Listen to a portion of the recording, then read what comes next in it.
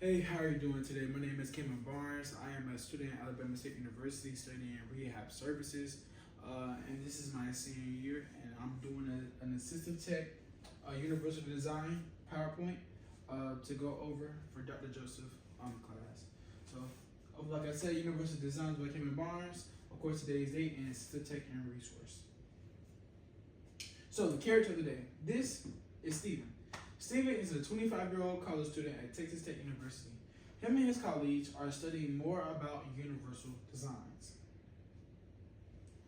So, what is a universal design, you might ask?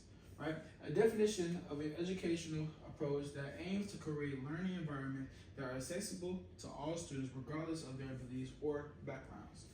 Important to ensure that every student has equal opportunity to succeed in their academic endeavors. Right? So we're gonna have a quick little short video that you can watch about these universal abilities.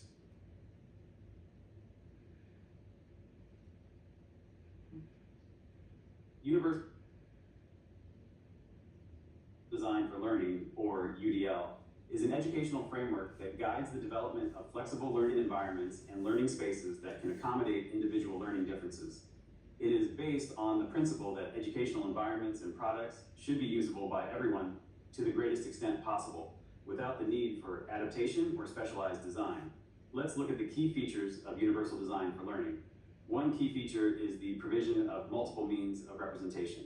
This principle addresses the what of learning, suggesting that information should be presented in different formats so that all students can access and understand the content. For example, text might be supplemented with audio, video, and hands-on activities, ensuring that learning is accessible to students with various sensory and cognitive abilities. Another key feature is the provision of multiple means of action and expression. This aspect of UDL focuses on the how of learning, offering students various ways to demonstrate their knowledge and skills. This could include traditional tests, oral presentations, video projects, or interactive simulations, allowing students to choose the method that best reflects their strengths and learning styles. And as we talked about that last key point, and those 4 different methods of learning, that can also apply to something I said earlier in my PowerPoint from earlier today about educational malpractice and how everybody does not learn the same, or everybody's not able to take notes the same. Educational malpractice is when one person speaks in front of a bunch of students and expect them all to learn the exact same way and get the same exact outcome, and that's just not how today's society works. Feature of UDL is the provision of multiple means of engagement. This principle addresses the why of learning, emphasizing the importance of motivating students by offering choices in how they engage with material. Educators are encouraged to create learning activities that are relevant and challenging, and that accommodate students' interests and goals, helping to foster a deeper connection to the content. Let's explore the benefits of universal design for learning. One of the benefits is that it promotes inclusivity in the classroom. By designing lessons and assessments with various learning styles and abilities in mind, all students have an equal opportunity to succeed. This can be particularly beneficial in diverse classrooms where students' abilities and backgrounds may vary widely. Another benefit is that it encourages the development of flexible learning skills, which are crucial for success in a rapidly changing world. Students learn to adapt to different learning environments and conditions, enhancing their ability to function in different contexts and with different sets of tools and technologies. However, UDL also faces some limitations. Implementing UDL can be resource intensive. Educators may need significant training to effectively apply its principles, and schools may need to acquire new technologies or materials to accommodate diverse learning methods. This can be a barrier, particularly in underfunded or rural areas. Another limitation is the potential for overwhelming choice.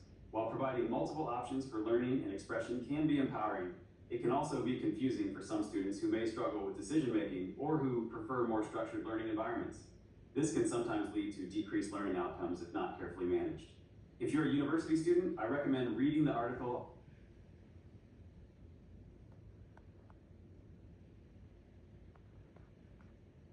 There we are. So yes, so just a little bit about that video at the ending part. So now we talk about how the students are going to adapt, but we also got to talk about how the teachers had to adapt, especially when they have never had to deal with certain technologies that they learned back when they were younger. So let's dive in, right? So as Stephen speaks on universal design, it is all about creating a learning environment that is accessible and beneficial for every student regardless of their abilities or backgrounds. Today I want to explore how we can more widely accept and employ universal design features in our classrooms. So benefits of universal designs, right? So improve accessibility, creates an inclusive environment where all students can participate, enhance engagement. Students are more likely to engage with materials that are tailored to their learning preferences, reduce the need for individual accommodations by designing with all learners in mind. The need for separate accommodations decreases, right? So current acceptance on universal design. Growing awareness, many schools are beginning to recognize the importance of universal design. Successful implementations, examples for educational institutions show positive impacts on students' learning and engagement. So just a quick overview for the last few slides that we did have to talk about. So far we went over the universal design as a method to create accessible learning environments for all students, and it highlights benefits such as improved accessibility, increased student engagement, and decreased need for individual accommodations. Additionally, it notes a growing awareness and successful application of universal design in schools, showing positive effects on students and their learning. But let's continue as we dive in. Right, so some barriers on universal designs. So this is some more of the negative feedback that universal designs that do create.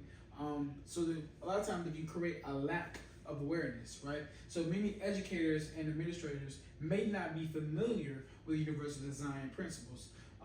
Maybe a resistance to change, so being adaptable, right? Traditional teaching methods are often deeply ingrained, making educators hesitant to adopt new strategies.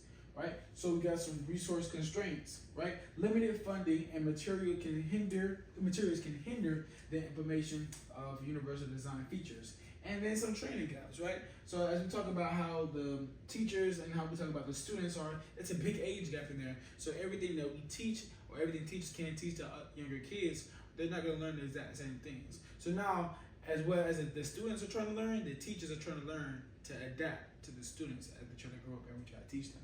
Right? So that's something that you can always learn right there as well. Educators may lack proper training on how to effectively apply universal designs in their own classrooms. It's like, how can you teach a student something about something you've never learned before, right? You're going to be learning that at the exact same time the student is learning that, right? So solutions to overcome the barriers, right? So some increasing the awareness, right? Let it be known. Conduct professional development workshops, focus on universal design principles and their benefits. Building supportive cultures, encouraging collaboration among teachers to share successful strategies and foster a community of practice. Leveraging resources. Seek grants and partnerships to secure funding for universal design tools and technologies.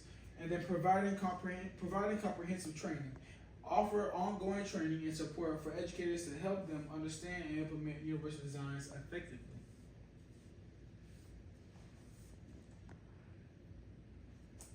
So some real world examples of universal design. Flexible learning spaces. Classrooms designed to accommodate various learning styles through adjustable seating and collaborative areas. Digital tools. Use of technology like learning management systems that provide materials in multiple formats, text, audio, video, etc., anything in that nature. Inclusive curriculum. Curriculum that incorporates diverse perspectives and learning methods to engage for all students. So the importance of supporting all students, right? Equity in education. Universal design promotes equity by ensuring that all students, including those with disabilities, have access to high quality education. As we intensify to all students, especially the ones who have those with disabilities, right? So we're not going to count them out as well. Fostering independence by employing universal design features, we empower students to take ownership of their own learning. But this somehow can cause a little bit of anxiety for the students as well. So that's something we have to watch out for. Lastly, like I said earlier in the PowerPoint, me and Stephen said this. Universal design focuses on making environment accessible for everyone to encourage its wider acceptance. We can take several practical steps and educating designers and the public about its benefits. Through training and awareness campaigns is crucial. Incorporating the universal designs into building codes and offering financial incentives, we can motivate business to adopt these principles.